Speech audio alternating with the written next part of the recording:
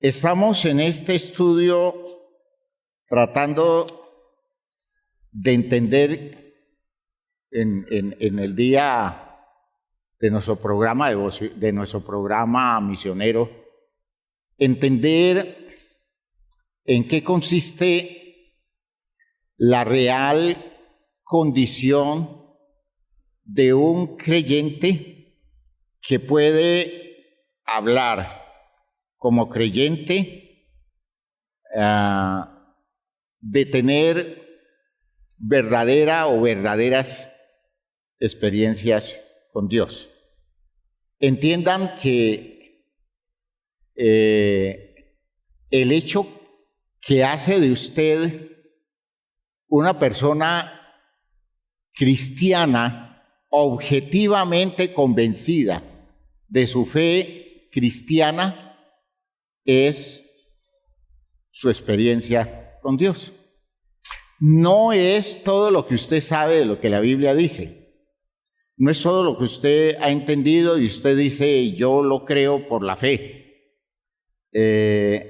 Realmente la práctica de fe conduce a encuentros válidos con Dios en los que podemos decir, hemos tenido experiencias con Él y esa experiencia define el hecho de que yo le crea a Él, de que yo acepte sus presupuestos y me identifique con todas las razones por lo que he vivido, por lo que he experimentado. Y la invitación que se está haciendo para todos, creyentes y todas las personas simpatizantes, y a toda persona que nosotros tratemos de impactar con esto tan grande que es el Evangelio, es conducirlo y que Dios nos conduzca a nosotros a verdaderas experiencias con Él. Conceptos bíblicos no salvan. Escuchen, conceptos bíblicos no salvan. Y la fe debe ser algo que se confirma con el acontecer existencial nuestro. Prestenle atención a esto que es importantísimo. Usted, repito, usted puede saber la Biblia y conocerla de pasta a pasta. Usted puede ir desde Génesis y Apocalipsis manejando todas las doctrinas posibles del conocimiento bíblico, que si usted no ha vivido nada en la relación con Dios, de modo que la realidad de Dios haya operado una condición de renovación o de afectación de la vida suya, usted todavía no conoce a Dios. Usted no conoce a Dios. Y, hermanos míos, la salvación nuestra es por el resultado de conocerle. Hay conocimiento de Dios gradual, hay conocimiento de Dios que parte de cosas muy sencillas, pero todo es conocimiento. Es decir, todo es algo que nosotros hemos vivido. ¿Ya? Todo es algo que hemos vivido. Ahora, uno sabe, y cuando se dice, es que yo sé esto, a la luz de la revelación bíblica, decir que yo sé algo está indicando siempre el componente experiencial. ¿Me están oyendo? Es decir, yo sé no está hablando de yo entiendo, yo he leído, yo aprendí esto en términos conceptuales, ya yo estudié esto. No. Ese yo sé es algo que tiene que ver con una vivencia mía, una experiencia. Ahora, a veces son experiencias muy sencillas. En otras ocasiones, el proceso experiencial es más elaborado, pero todo es basado en la revelación de Dios, porque no hay experiencia que no pueda confirmarse a la luz de la revelación. Y todo dirigido a partir de la guía de fe que es para nosotros creer en la persona de Jesús, creer en su vida y creer en sus razones. Entonces, entiendan que esto es clave, porque esto es definitivo para establecer la vida espiritual de los creyentes.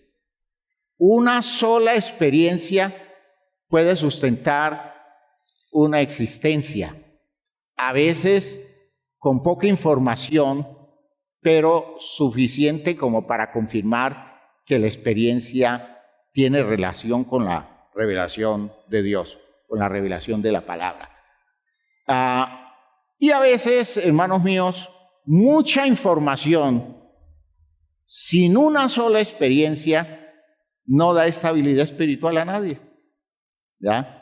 Porque al final lo que yo acepto, sin que la vida mía lo confirme, lo que yo acepto como presupuesto de fe, no necesariamente es fe, es a veces una actitud de credulidad y no se distingue una credulidad de una fe auténtica, sino a través de la experiencia espiritual de los creyentes. Entonces, por favor, la fe, por ejemplo, cuando yo digo tengo fe, no es creer una serie de conceptos. Tener fe, hemos dicho, es creerle a alguien. Por tanto, tener fe es tener un espacio relacional. La fe no se construye aceptando presupuesto porque nosotros somos ingenuos y altivos. Uno escucha un argumento y uno dice, a mí me parece lógico. Y entonces alguien nos podría mirar y ¿usted quién es? Para que la lógica suya le dé el aval a este argumento conceptual. No, es que a mí me parece eso lógico. ¿Y qué importa lo que a usted le parezca? ¿Ya? No es como a usted le parezca, es lo que objetivamente es. Por eso, hermanos míos, una fe basada en argumentos no es fe. Una fe, para que sea fe, debe surgir de un espacio relacional. ¿Ya? Alguien le pregunta a usted qué piensa de fulano de tal, ¿es una persona a quien se le puede creer? Y entonces usted dice, sí, yo creo que a él se le puede creer. Es que usted lo conoce hace mucho, debe ser, usted tiene una relación muy buena. No, yo no tengo relación con él, pero es que cuando yo lo escucho hablar, habla de una manera tan bonita que a mí me parece que una persona que hable así no puede estar mintiendo. Hermanos, eso es credulidad. Eso es credulidad, ¿no es cierto? Uno solo puede tener fe en aquellos con los que uno se relaciona. Lo demás es algo que usted acepta, pero no puede confirmar por la fe. Yo no sé si me estoy explicando. Escúchenme bien lo que estoy diciendo. Usted puede aceptar cosas, ¿ya? Usted puede aceptar argumentos y decir, yo creo en ese argumento, y puede ser que lo convierta a usted en un creyente en ese argumento, pero eso no es fe. ¿Me oyó? Eso no es fe. Puede creer el argumento, pero eso no es fe. Usted puede decirme a mí, yo creo en lo que dice este libro. Y Claro, yo le acepto que usted crea lo que dice este libro, pero creer lo que dice este libro no construye la fe. Usted necesita establecer una relación con el autor de este libro. Si usted no entra en una relación, en una cercanía que lo lleve a conocer a ese alguien que ha construido este libro, usted podrá creer, pero no tiene fe. ¿Me oyó? ¿Sí me oyó bien? Una relación, entonces, es algo más que aceptar ideas. Las relaciones siempre se dan por un mínimo espacio de encuentro. Puede ser mínimo, pero hay un espacio de encuentro. Ya. Esa persona que se acerca a otra persona y comienza a cortejarla y le dice, créame que lo mío es muy sincero. Si la otra persona es honesta, le dice, pues yo no puedo afirmar si lo suyo es sincero o no. ¿Por qué? Porque es que nosotros no hemos tenido nunca una relación, nunca hemos estado cerca, no hemos tenido un mínimo de amistad, de modo que ¿cómo hago yo para creerle eso? Esos son los que establecen relaciones por internet y presentan una foto y la foto se muestra el tipo, pero pues imagínense una foto de estudio y la persona comienza a enamorarse de todo lo que el otro le dice por el internet. Y es que yo vivo pensando en ti así. Ay, mire cómo ese hombre piensa en mí. Mire esa mujer, esa carita tan noble que ella tiene. Esa mirada tierna. Y de eso se enamora. ¿Será eso ingenuo o no? ¿Sí? ¿Será ingenuo o no es ingenuo? ¿Eso será fe? No. ¿Qué es eso? Credulidad. Lo digo más elegantemente. Bobada. Bobada. Eso es qué bobada. Que una persona sea capaz de aceptar presupuestos de quien no conoce. De quien no conoce. ¿Ven? ¿Ven ustedes? Por eso siempre les aconsejo que establezcan relaciones con quienes ustedes conocen o busquen, si alguien les llama la atención, acérquense, traten de conocer un poquito quién es ese personaje, a ver hasta dónde llega descubriendo a la persona, porque uno se puede quedar en el personaje y enamorarse del personaje. Y no hay cosa más terrible que uno enamorarse de un personaje que luego, cuando le quite el ropaje al personaje, descubre que la persona es totalmente distinta. ¿Me comprenden? Entonces, ¿cómo usted le puede depositar confianza y desarrollar fe en un personaje? Escúchenme bien eso. ¿Ya? Por eso, para muchos, Dios no es una persona. Aclaro que la palabra persona no quiere decir ser humano. La palabra persona es alguien que tiene una forma de ser particular, distinta de cualquier otro. Entonces, Dios es una persona, porque Dios es alguien que es quien es. Y Dios no se parece a nadie, ¿no es cierto? Entonces, yo me puedo relacionar con el personaje de Dios. El personaje que me crea la visión de Dios que tiene la cultura religiosa. ¿Sí? Claro. Y mucha gente se ha prendido de Dios por el personaje. Tiene una idea de Dios que es un personaje atractivo y cómodo para los intereses de cada quien. ¿Ya?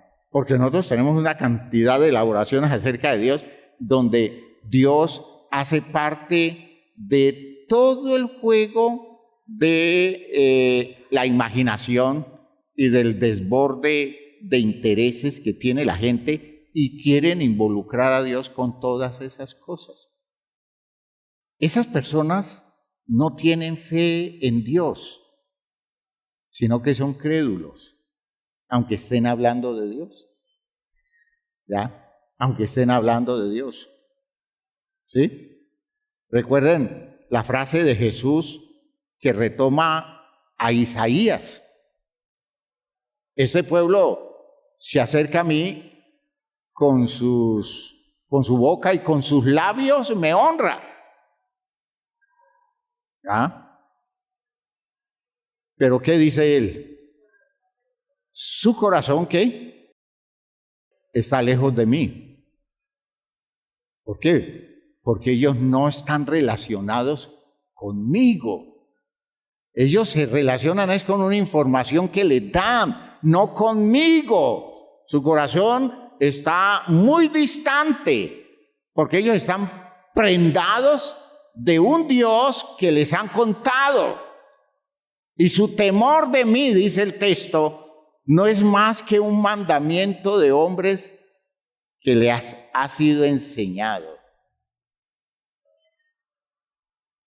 Gente muy hábil para pintar un Dios, para esculpir un Dios, para elaborar un Dios de discurso. Y no es más que un ídolo. ¿Y cómo hace uno para identificar los ídolos? Tratando de relacionarse con ellos. Los ídolos no permiten una relación. El Dios nuestro sí. Gloria a Dios. Vean ustedes que en la realidad nosotros no podemos decir que tenemos un conocimiento de Dios que se desarrolla por la fe, porque nosotros rehuimos siempre a la verdadera relación con Dios. La que nos compromete con la verdad de Dios, con el testimonio de Dios, la que nos mete en el territorio de la cercanía de Él, que necesariamente nos obliga a reenfocar nuestras ideas religiosas y nos lleva a tener encuentros que nos conducen a una relación maravillosa con Él. Recuerden que hace un mes estuvimos hablando de un texto que se encuentra en Malaquías. ¿Recuerdan? El texto de Malaquías. ¿Malaquías qué? Malaquías 3. Malaquías 3. Malaquías 3:13. Malaquías 3:13.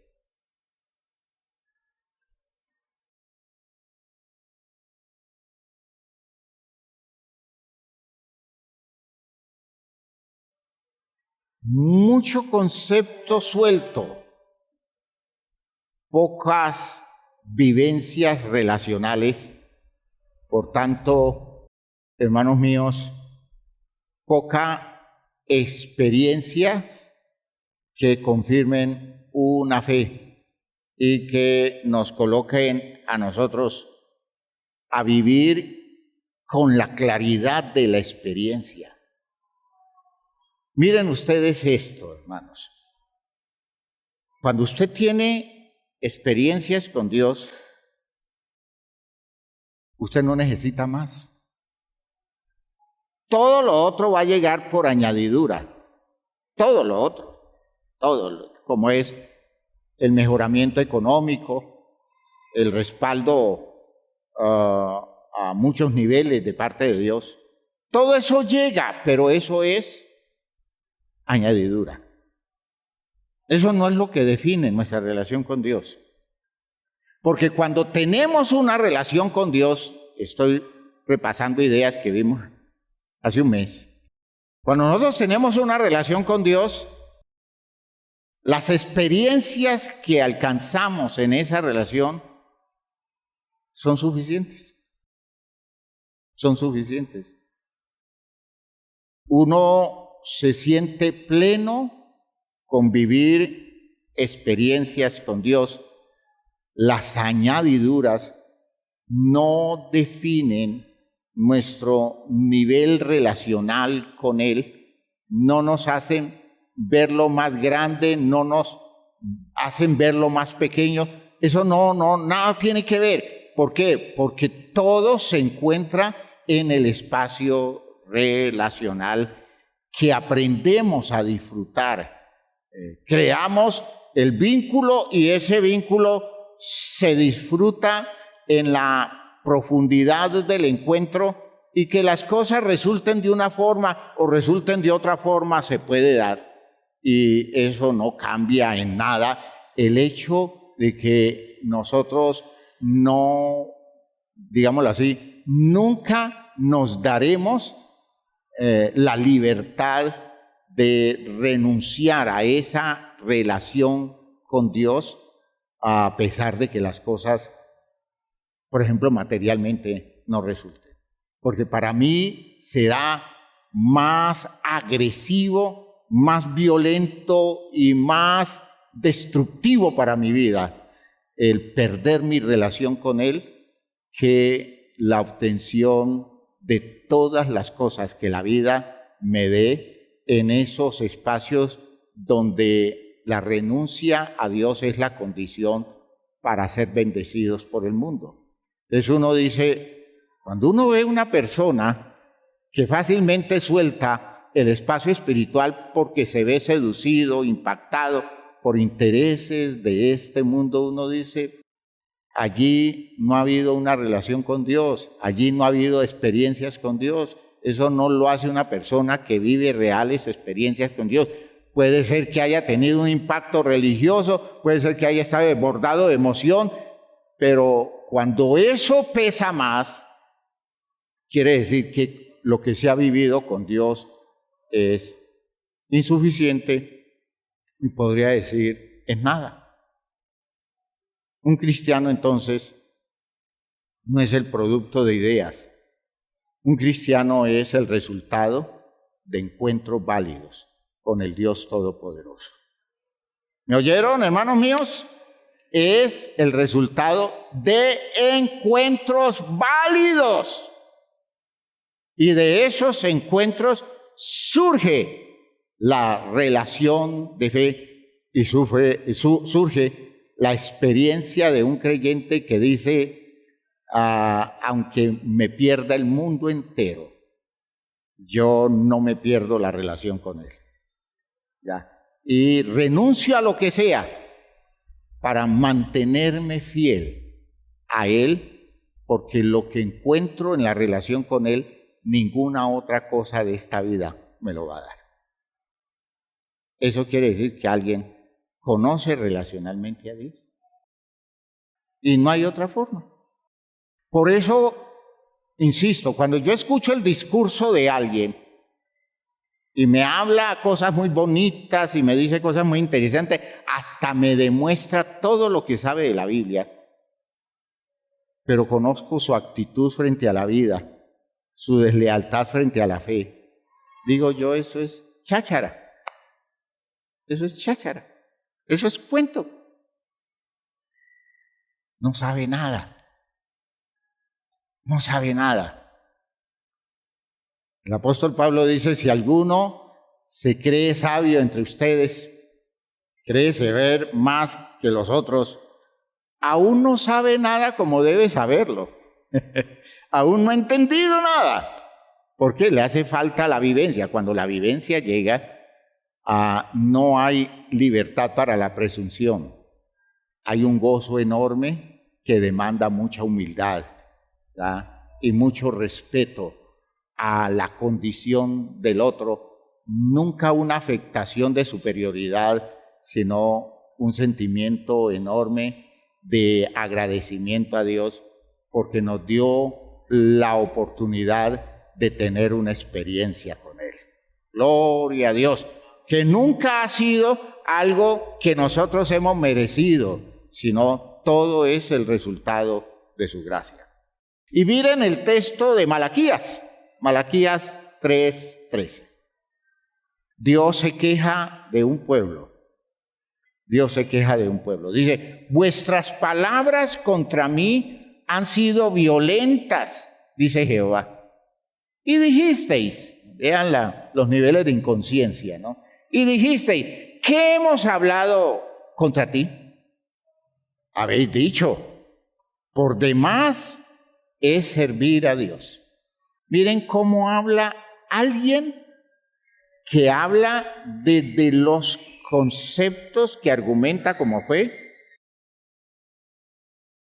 y no desde la experiencia.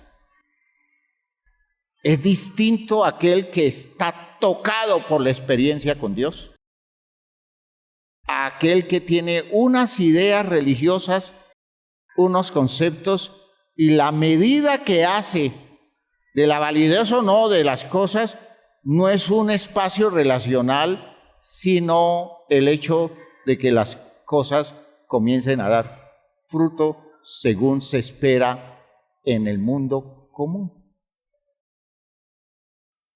Eso lo hemos mencionado. Es la experiencia de un mal hijo, ¿no? Un mal hijo que solo está pensando en los bienes del papá, en los bienes de la mamá, y no en su presencia y oportunidad de disfrutarlo. ¿Ve? La historia del hijo pródigo, ¿no es cierto? La diferencia no es lo que me da la persona en cuanto a la rentabilidad material en este mundo. La diferencia es lo que me entrega en la relación, lo que significa su presencia, lo que produce como realización de mi vida tenerlo o tenerla a mi lado. Esa es la diferencia. Eso es lo que justifica una relación. La relación no se justifica porque el negocio es bueno, porque me ha ido bien con ella. Ella es mi amuleto de buena suerte, porque de que ella está compartiendo la vida conmigo, ¡uy! Esos negocios han florecido. Ella es mi buena suerte. Eso no es. Si la relación con la persona no justifica a través del encuentro, de la cotidianidad, no justifica el vínculo, sino que tiene que justificar por lo que me da, por lo que me concede desde el territorio de los beneficios que logro al tener a esa persona al lado. Y no es la simple relación la que lo justifica, esas dos personas no se han encontrado. Y si han hecho un encuentro, no es un encuentro de personas, sino que han organizado un negocio bajo los intereses de cada quien. ¿Me están oyendo lo que digo? Una de las cosas tristes de la no valoración del espacio relacional con alguien es eso de solo descubrirlo cuando la persona ya no está. Solo descubrirlo cuando la persona no está. Se murió el papá y ahora sí sienten un vacío enorme porque ese señor pesaba enormemente en la vida de ellos y ellos no se dieron cuenta. Porque nunca se interesaron en la relación personal con él. Nunca se interesaron en la relación personal con esa señora, con esa vieja que es la mamá. Nunca, nunca, nunca. Todo fue marginal, todo fue conflictivo y todo es un juego de intereses. Si la mamá hace de comer, si la mamá arregla la ropa, tiene la casa lista y produce todos esos beneficios, pues bueno, mamá, qué rico mi mamá. Pero no es ella por ella, sino por el beneficio que sacan de ella. Ella es valiosa por ella. y solo lo van a descubrir cuando ella no esté. Y eso es muy triste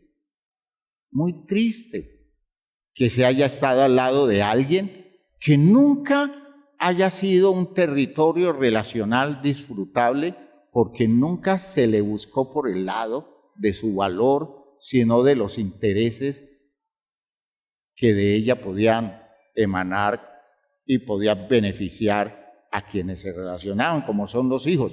La mayoría de los hijos se les va la vida y nunca descubren la validez del papá o de la mamá. ¿Por qué? Porque todo el vínculo lo establecen como una relación de intereses. De hecho, la culpa la tiene el papá, la tiene la mamá. Pero sí, es una relación de intereses. Se necesita que pase tiempo, que madure la persona y que comience a descubrir que ese ser humano que ha tenido al lado tanto tiempo, que lo tuvo tanto tiempo, es un ser valiosísimo, es un ser que generó un espacio de bienestar, por ejemplo, un espacio de paz, un espacio de tranquilidad, un espacio de seguridad. El sentimiento de seguridad, hermano, eso es una cosa que a veces no se evalúa bien. Y hay gente que a nosotros nos da seguridad. Escuchen lo que estoy diciendo. Hay gente que cerca de nosotros nos representa un nivel de relax, porque esa persona, por historia o por proceso relacional, nos representa un territorio de paz y de seguridad. Eso está allí. Y es su presencia. Es su presencia. Cuando la persona se ausenta, se genera un hueco enorme. Y si la ausencia es definitiva, hermanos, llenar ese hueco que alguien representó durante tanto tiempo, eso no se logra fácil y no se va a lograr, a no ser que quien termine llenando eso sea el mismo Dios. ¿Me están oyendo lo que estoy diciendo? Entonces, son encuentros que generan seguridad, confianza, gozo, sentimiento de bienestar. Solo los encuentros, los espacios relacionales. Y no se disfrutan. ¿Por qué? Porque la vida está mal direccionada hacia otros intereses, hacia otras búsquedas, hacia otros anhelos del presupuesto. Los dos hijos de la parábola del hijo pródigo, ¿no? Recuérdenlo siempre, la parábola está direccionada hacia allá.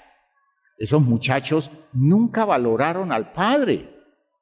El hijo menor lo vino a descubrir en la tragedia y tuvo la sensatez suficiente para humildemente regresar a la casa y decirles: Padre, yo he pecado contra el cielo y contra ti.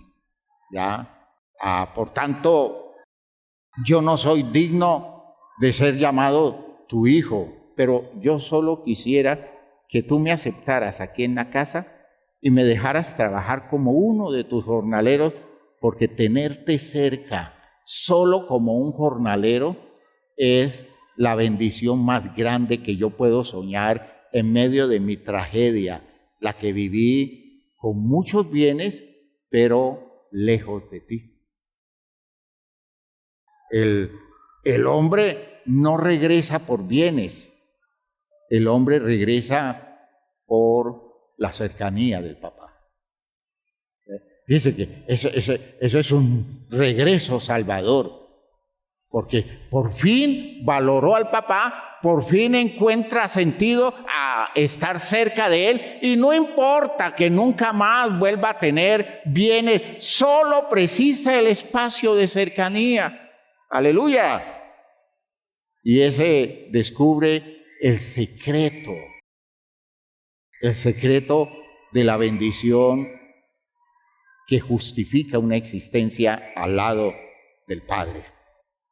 El otro nunca, y está allí en la casa, nunca se fue de la casa, pero nunca encuentra la validez de la presencia del Padre, porque todo es queja, todo es reproche, todo es un sentimiento de que las cosas no se le han dado, que el papá no le concede nada, que el papá no está a favor de él en ninguna forma, ni siquiera un cabrito para disfrutarlo con los amigos, el papá se lo ha dado y él no sabe cuántos cabros se ha comido en la casa, él no sabe cuántas cosas sabrosas ha tenido en la casa, cosas que sí identificó el otro que vivió en medio de la miseria cuando se fue de su casa. Este nunca valoró al papá y en la parábola se queda lejos del encuentro con el papá porque todo lo que reclama son bienes. Sí queda claro, hermanos míos. ¿Ya? Entonces, no me puede decir que el hijo es un hijo que disfruta la relación con el padre porque no la ha tenido. Es una persona que solo está detrás de los bienes que el padre puede darle y por tanto es una persona que nunca encontrará el reino del Padre, porque el reino del Padre es el reino de la presencia de Dios más allá de todas las cosas que puedan ser los adicionales de la relación. ¿Ve? Dios lo justifica a todos. Entonces, Dios se queja de estos, porque ellos le están diciendo a un Dios con el que no se han relacionado porque simplemente están esperando de Él cosas que les dé. Por demás es servir a Dios. ¿Qué aprovecha que guardemos su ley y que andemos afligidos en presencia de Jehová de los ejércitos? Decimos pues ahora, bienaventurados son los soberbios y los que hacen impiedad. No solo son prosperados, sino que tentaron a Dios y escaparon. Es decir, vea que uno puede vivir a espaldas de todo este cuento religioso y le va bien y mejor todavía, porque es que nosotros tenemos mucho miedo. Los miedos son los que nos impiden desarrollar la vida esplendorosa que nosotros tenemos que desarrollar, nosotros pudiéramos desarrollar. Hermanos míos, Dios dice, se ve que no me conocen, no me han disfrutado. Si todo lo que define su sentido de bienestar son las cosas que el mundo tiene y el mundo da, no me conocen, porque si es lo que da el mundo, entonces ellos no han entendido que lo mío no tiene que ver con lo que da el mundo, lo mío tiene que ver con lo que yo soy. Aleluya. Si me conocieran, no hablarían así. Si me conocieran, no se quejarían. Si me conocieran, no envidiarían lo que tienen los otros, porque dirían, esos no saben lo que se están perdiendo. Yo que lo estoy disfrutando, sé lo que tengo. Aleluya. Si me conocieran, pero no me conocen, porque no se han relacionado conmigo, por tanto no han disfrutado de mí nada. Y se han contentado con cualquier cosita que les llega a la vida y creen que eso es bendición, que eso es prosperidad, que eso es abundancia y todavía no han disfrutado la enorme riqueza de acercarse a mí y relacionarse conmigo. Si lo hicieran una sola vez, dirían, yo no cambio esto por nada. ¿Me están oyendo, hermanos míos? Así funciona. ¿Cuánta gente tengo así en la iglesia? Es mi dolor. No muchos. No muchos, porque la mayoría están pensando en lo que Dios les puede dar, no en lo que pueden disfrutar con Él, no en lo que puede representar el encuentro válido con Él, no es el que anhela todo el tiempo tener espacios de intimidad con ese Dios y vivir esa plenitud de saber que están al lado del ser más maravilloso que puede existir, porque lo están viviendo todo el tiempo y a Él no le están diciendo, Señor, tú sabes que yo necesito esto otro, tú deberías pensar en darme esto o aquello. No, el que vive la experiencia de intimidad con Dios no le pide nada a Dios, porque solo Él es la experiencia suprema. Lo demás llegará. Y si nunca llega, ¿qué importa? Dios está allí. Aleluya. Yo no sé si me estoy explicando. Fíjense que eso hace un cristiano, eso hace a una persona auténtico creyente por la fe en su relación con Dios. Si podemos lograr uno así cada vez, uy, qué bendición.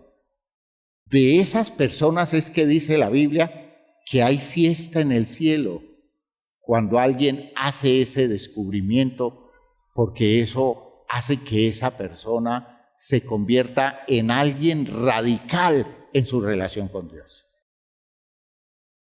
Esa persona es insobornable. Esa persona nadie la seduce porque está convencida en un espacio relacional y de allí nadie lo saca. Es que usted debería conseguir esto, usted debería obtener esto, usted debería hacer tal cosa. No me hable bobadas, no me hable bobadas. ¿Usted cómo me va a decir que yo preciso eso si yo lo único que preciso es de mantener mi relación preciosa con mi Dios? Dice, ¿y eso le da de comer? Y entonces uno dice, más que de comer, mucho más que de comer. ¿Y eso le da ropa? Mucho más que ropa.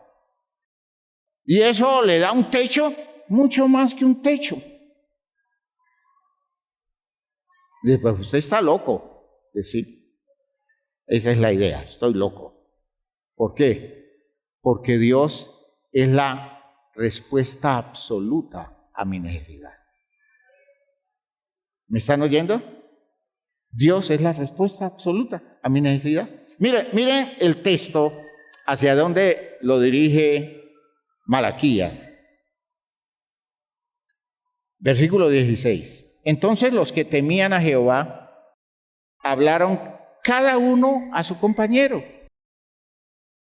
Los que temían a Jehová, los que tenían una relación con Dios, los que no estaban detrás de otro interés que de mantener el espacio íntimo con su Dios. Entonces los que temían a Jehová habló cada uno a su compañero, y Jehová escuchó y oyó, y fue escrito libro de memoria delante de él para los que temen a Jehová y para los que piensan en su nombre. ¿Ya? Y serán para mí mi especial tesoro. Es una referencia de intimidad, de encuentro profundo. Ha dicho Jehová de los ejércitos, en el día en que yo actúe y los perdonaré, porque fíjense que no son perfectos, tendrán muchas limitaciones, se equivocarán muchas veces, pero todo el tiempo irán buscando la corrección, la restauración, porque descubren que Dios les hace falta. Sin Dios no pueden vivir. No pueden jugarse nada en la vida lejos de Dios, porque Dios se vuelve insustituible y Dios se vuelve indispensable por encima de todas las cosas. Como el hombre que perdona a su hijo que le sirve. Entonces os volveréis y discerniréis la diferencia entre el justo y el malo, entre el que sirve a Dios y el que no le sirve. Eso usted lo va a identificar. ¿Cuándo? Cuando usted tenga experiencias con Dios. Porque los que tengan experiencias con Dios tendrán vivencias comunes y descubrirán que Dios es la expectativa suprema de la vida de ellos, no lo que viene de Dios, no lo que da Dios, sino lo que Dios es. Recuerden que les dije que leyeran el Salmo 73, ¿no? Y sí recuerdan que lo leímos al comienzo del culto. ¿Cuál es la experiencia del salmista del Salmo 73? Que no conocía a Dios. Él no conocía a Dios. Tenía ideas religiosas, pero él no conocía a Dios. Él no sabía de Dios nada. Como nos puede pasar a nosotros. ¿Ya? Y por eso vivimos tan envidiosos del éxito de los malos y por eso como que quisiéramos competir con ellos o como que quisiéramos acercarnos para ver si nos untan un poquito de lo que ellos tienen. Porque, hermanos, sentimos todavía que algo malo está en nuestra práctica religiosa porque estamos en esto y Dios a nosotros no nos da lo que el mundo le da a ellos. ¿Sí? Y entonces decimos, parece que no vale la pena todo esto.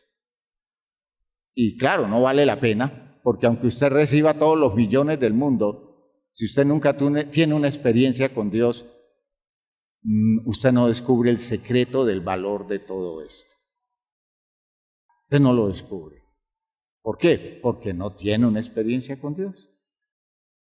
Ciertamente es bueno Dios para con Israel, con los limpios de corazón. En cuanto a mí, casi se deslizaron mis pies, por poco resbalaron mis pasos, porque tuve envidia de los arrogantes, viendo la prosperidad de los impíos, porque no tienen congojas por su muerte, pues su vigor está entero, no pasan trabajos como los otros mortales, ni son azotados como los demás hombres.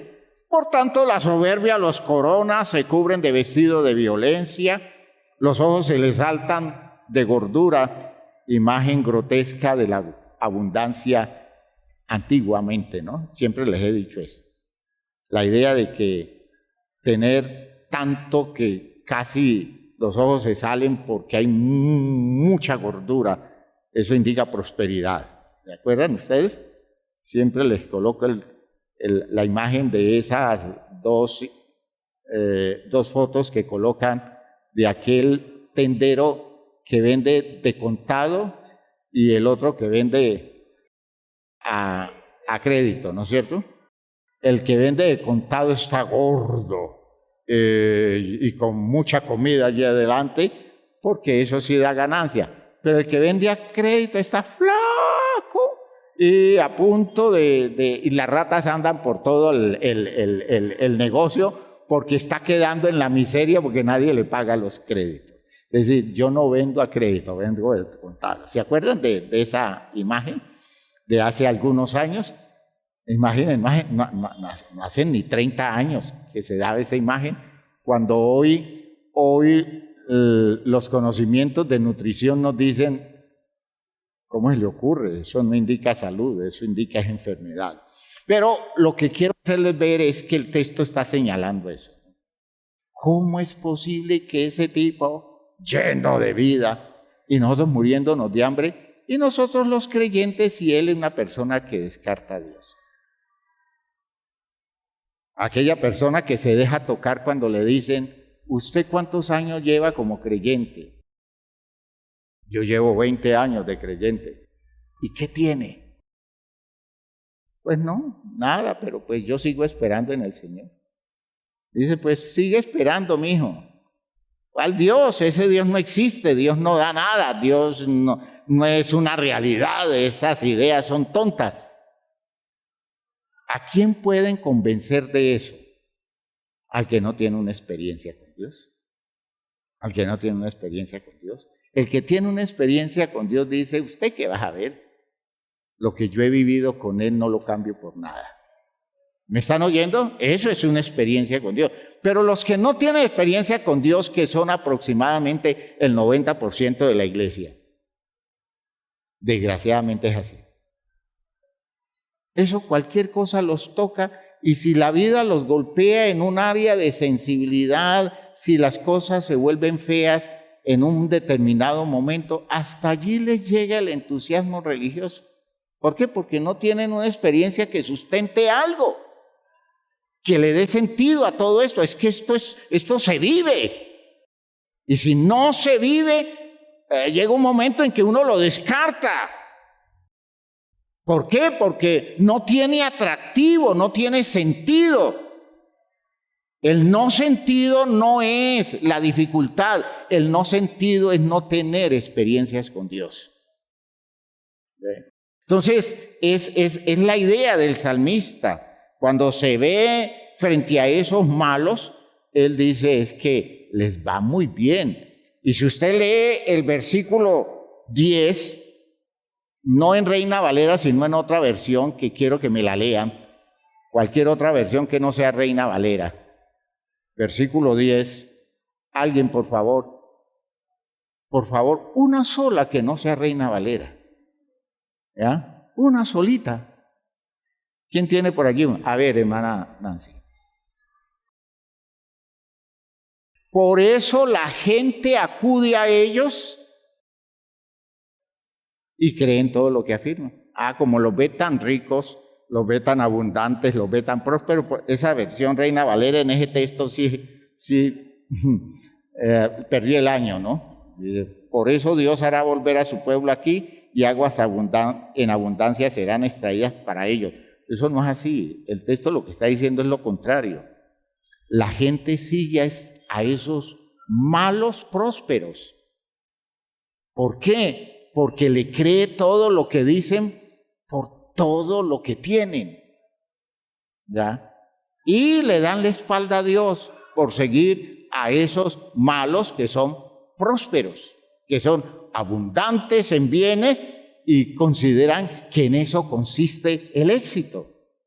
Por eso el salmista expresa su desazón cuando dice en el versículo 13, verdaderamente en vano he limpiado mi corazón y lavado mis manos en inocencia, pues he sido azotado todo el día y castigado todas las mañanas. Pero entonces comenzó él a tratar de meterse en ese mundo. Fíjese que carece de experiencias con Dios. ¿Ya? Carece de experiencias con Dios, pero trató de meterse en ese mundo y no pudo. No pudo porque pudo más lo poquito del ambiente del pueblo de Dios en contraste con el ambiente del mundo con todas sus abundancias. Dice, si dijera yo, hablaré como ellos, he aquí a la generación de tus hijos engañaría. Cuando pensé para saber esto, fue duro trabajo para mí, porque él sintió, ni estoy allá, ni estoy acá. Y en ese lugar intermedio es, me quiero ir para el mundo y yo me siento muy mal, moralmente me siento mal. Pero estoy acá y me dan garrote todo el tiempo, en el sentido de que todo lo que me pasa es feo, es desagradable, no vivo nada que disfrute. Qué jartera es todo eso. Y en esa jartera vive más de uno aquí, que está a punto de colgar los huellos del Evangelio y de decir, no sigo en esto, porque esto qué sentido tiene. Yo veo muchos muchachos viviendo como ese sentimiento de, ¿y qué pasa aquí? ¿Qué sucede aquí? Porque no tienen experiencias, no han vivido cosas de fondo y por eso no hacen el debido juicio de las cosas como objetivamente se tienen que ver. Entonces, por eso dice, cuando pensé para saber esto fue duro trabajo para mí, ¿hasta cuándo? Hasta que entrando en el santuario de Dios, miren aquí cómo explica el punto relacional, cómo explica la experiencia espiritual. Dice, hasta que entrando en el santuario de Dios, comprendí el fin de ellos. Dice, ciertamente los has puesto en deslizaderos, en asolamiento los harás caer. Como han sido asolados, de repente perecieron, se consumieron de terrores, como sueño del que despierta. Así, Señor, cuando despertares, menospreciarás su apariencia. Y entonces, aquí viene el conflicto de él con él mismo. Se llenó de amargura mi alma y en mi corazón sentía punzadas. Tan torpe era yo, aleluya, tan torpe era yo que no entendía, era como una bestia delante de ti. En medio de cosas tan grandes como el encuentro contigo, yo añorando lo que tienen ojos sinvergüenzas desubicados que de ti no tienen nada. Cuando al final ellos van a perecer, y yo voy a vivir la experiencia gloriosa de encontrarme contigo siempre. ¿Me están entendiendo, hermano? Fíjense, ¿cómo se hace diferencia entre una cosa y otra? Es que esto es otra cosa. Les dice el texto, con todo, yo siempre estuve contigo, a regañadientes, eso sí, ¿no? Hay mucha gente que la tenemos aquí y nunca se ha ido, pero está regañadientes. Está esperando un empujoncito para irse. Otros dicen, pues sí, ¿para dónde más me voy a ir? Pero pues no es que me sienta tan pleno, tan realizado. Eso es muy común aquí entre nosotros. Lo digo porque aunque no me lo dicen, así los percibe uno. A veces tan aburridos, tan hartos de la vida, tan fastidiados, tan incómodos por las cosas que le pasan, por todas esas situaciones difíciles por las que cruzan la vida, y no se aprestan nunca a vivir su relación con Dios que les sostenga el sentido y la validez de todo eso. ¿Por qué? Porque nunca lo viven así. Son muy superficiales. Y dice, con todo yo siempre estuve contigo, me tomaste de la mano derecha, me has guiado según tu consejo y después me recibirás en gloria. Pues es un argumento hasta que la claridad lo lleva a entender que Dios lo es todo. Aleluya. Y dice él, ¿a quién tengo yo en los cielos sino a ti? Vean ustedes, este es el gran descubrimiento de la experiencia con Dios. ¿A quién tengo yo en los cielos sino a ti? Y fuera de ti, oigan, fuera de ti, nada deseo, dice él, nada deseo en la tierra. Contigo lo tengo todo. Ya no estoy pensando en los bienes de los poderosos malos, porque el bien supremo es haberte encontrado a ti y disfrutarte a ti. Y a mí nadie me va a sacar de ese territorio glorioso, porque nada se comparará, nada de este mundo se comparará contigo. De modo que, ¿a quién tengo yo en los cielos sino a ti? Y yo fuera de ti nada más quiero en la tierra. De modo que no tengo envidia de los poderosos, no estoy pidiéndole a Dios que me llene la vida de condiciones materiales simples. Lo que le pido a Dios es que nunca me falte, que esté allí, que todo el tiempo esté conmigo, porque su presencia lo justifica todo. Gloria a Dios. ¿No desearía usted una experiencia así? ¿No sería bueno que comenzáramos a buscarla? Ese tipo de experiencia. Yo los quiero invitar este año a un plan devocional. Vamos a organizar lo que hemos querido organizar hace mucho tiempo en hogares dispuestos, en toda la ciudad donde están los hermanos viviendo. Hogares donde establezcamos un plan devocional buscando que los hermanos tengan encuentros válidos con Dios. Comiencen a conocer a Dios a través de la experiencia espiritual. Y vamos a guiar eso. ¿Le gustaría vincularse en algo así? Que usted pueda decir mañana, ¿y yo qué espero si lo tengo en Él todo? Si Él lo llena todo, si Él copa todas mis expectativas. De modo que si algo más viene es por su buena voluntad, pero Dios lo es todo para mí. Cuando llegan los conflictos y cuando llegan las angustias, entonces el creyente dice, Señor, mientras tú estés aquí, todo lo puedo pasar, porque tú haces que todo se soporte, pues tú le das sentido suficiente, soporte, sustento, paz, tranquilidad, confianza a mi vida. Yo solo te necesito a ti. No te vayas nunca de mi lado. No quiero que estés lejos de mí, porque tú colmas todas las expectativas de mi vida. ¿Sí? Cuando una persona enamorada, una muchacha enamorada de ese tipo dice, yo con ese hombre hasta debajo de un puente.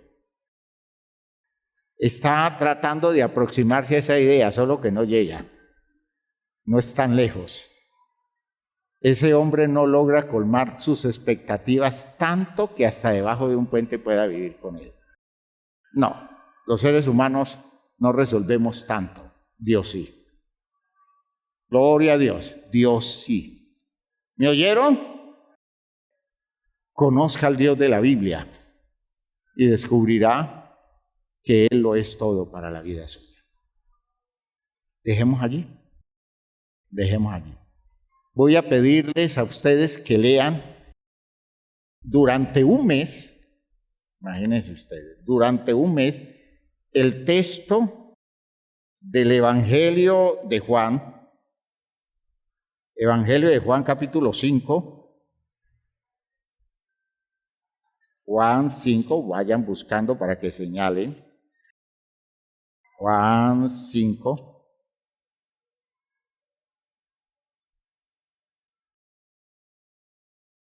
desde el versículo 30 hasta finalizar.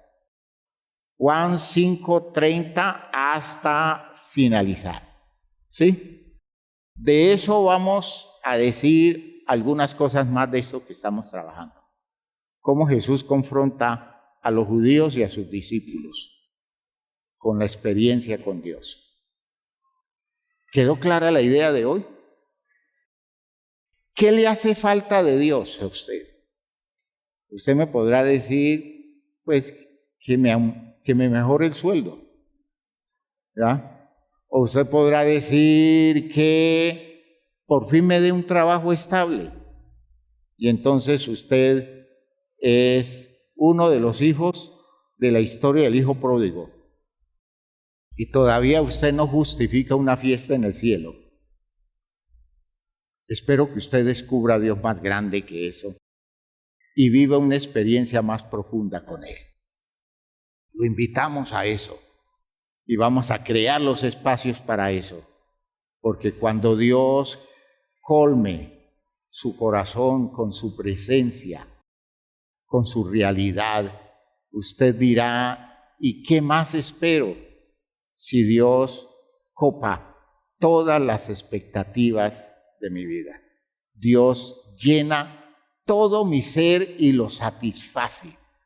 Más allá de alguna situación material que se presente, en las que tú serás fiel, Dios mío, tú eres alguien que me hace falta, ¿verdad?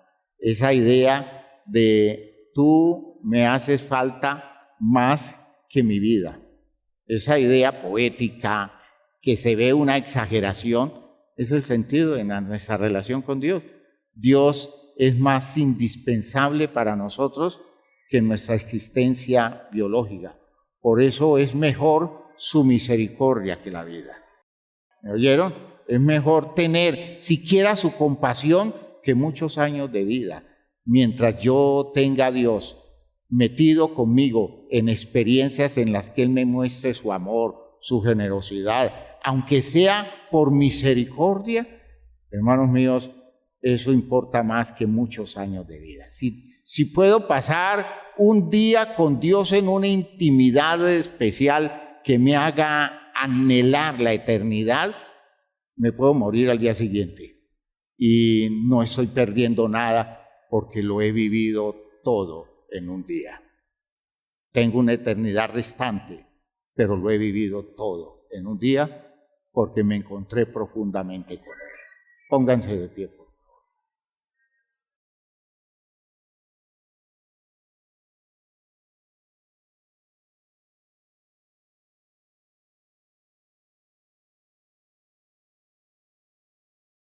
Todo lo que he dicho carece de sentido hasta que no lo vivamos.